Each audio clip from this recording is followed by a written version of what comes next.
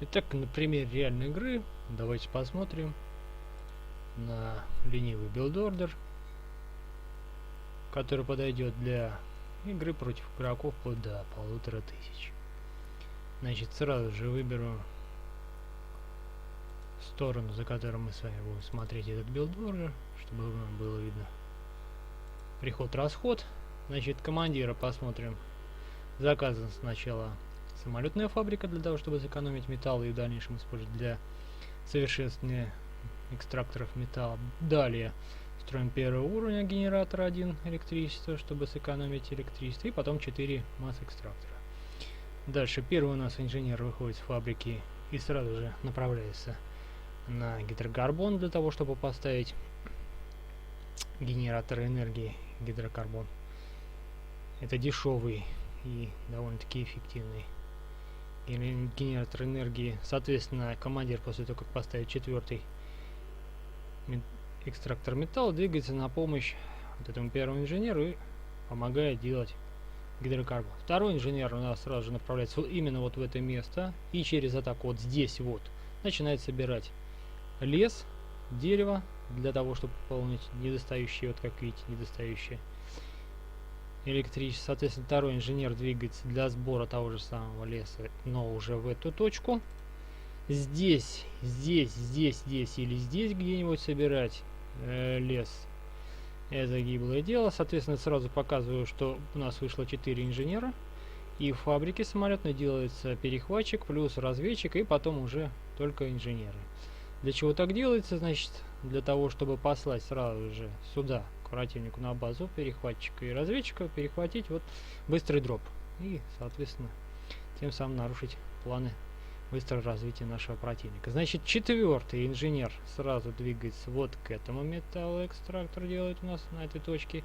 Дальше вот обходит и делает вот здесь 3 плюс фабрику наземную. Значит, первый, как вы видите, инженер после гидрокарбона сделал металлоэкстрактор здесь, и можно поставить вот фабрику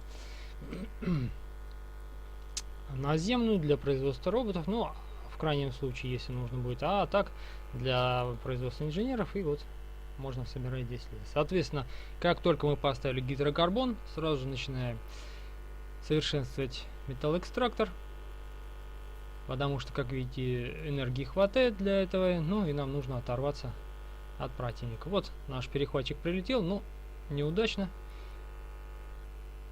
и был сбит. Но при этом противник был дезориентирован, соответственно, быстрый дроп уже не получится, и он потеряет время на этом и ресурсы. Металл энергии, как видите, плюс-минус где-то на положительных отметках. Значит, командир после того, как сделал гидрокарбон, сделал 2 генератора, сделал фабрику самолетов, направляется на точку старта и помогает совершенствовать наши металлоэкстракторы. Соответственно, у нас сейчас с вами есть 2 самолетных фабрики. Я в данном случае не стал продолжать вот или из этой фабрики самолеты, потому что решил заняться только экономикой. Значит, вот на этом поле находится достаточно много энергии и металла. Вот здесь вот как видите, небольшие камешки есть, и они дают нам так нужный металл для постройки или совершенствования чего-либо. Вот такой вот билд-ордер для ленивых с минимальным количеством телодвижений, который уже на 3.20 дает первый металлоэкстрактор 2-го уровня. Как вы видите, на 4.20 уже 2 металла экстрактора 2-го уровня. Ну и, соответственно, я вот не упомянул, здесь нам нужно тоже захватить вот эти вот точки и добывать металл. В принципе, на этом можно завершать обзор. Значит, что еще можно сказать? После этого командир доделает вот эти вот 4 металлоэкстрактора, он может двигаться, делать 2 завода для производства кораблей. Ну, а любую из этих фабрик мы можем с вами совершенствовать для получения инженеров 2-го уровня и 1 или 2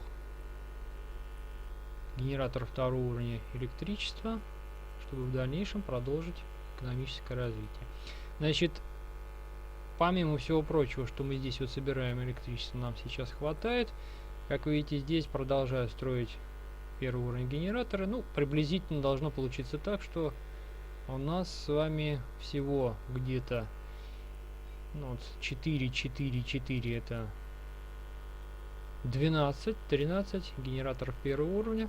Это самый минимум, который нам необходим для того, чтобы экономика эффективно работала. Ну вот смотрите, значит 5-я минута, 4 металлоэкстрактора второго уровня, и дальше уже постепенно начинаем вот совершенствовать вот эти. И вот самый дальний, последнюю очередь, потому что здесь может быть высажен десант, ну и быстро все снесено, и соответственно мы с вами потеряем драгоценные ресурсы. Как видите, экономика сбалансирована, постоянно где-то в нуле находимся, и у нас что-то постоянно совершенствуется. Вот если навести, здесь вот идет совершенствование, здесь идет совершенствование, и где еще?